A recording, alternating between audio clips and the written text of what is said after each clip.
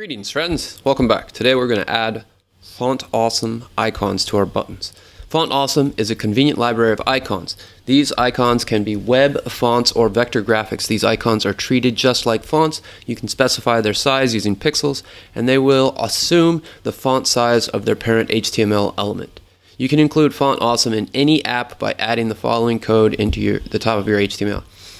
So once again, they're just linking a style sheet, and then they're putting the address here. And the cross origin is set to anonymous. I'm not exactly sure what that means. This is an encryption key so that the API can control it. But essentially, you just put this thing in there, and then all the CSS that's loaded at this location is now loaded into your application. It looks like they've already done this. And they're adding this Google API font called Lobster. Oh no, we're doing that. So in this case, we've already added it to the page behind the scenes. Okay, so they've added this behind the scenes. We don't need to add that. The I element was originally used to make other elements italic, but is now commonly used for icons. You can add the Font Awesome classes to the I elements to turn them into an icon. For example, this will create an icon of an info circle. Note the span element is also accepted for use with icons.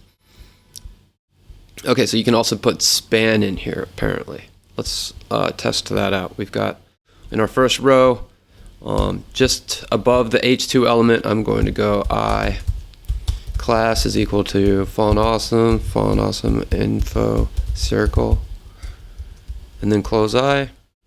So we should have an info circle here. There's the info circle. Got it. They said that we can use span as well. What happens if we put span in here? Cool, still works. Okay, so span or I, it doesn't really matter. We should add an I element with the class FAS. Cool. And then we want FA thumbs up. Cool. And now we've got this icon that's this little thumbs up here.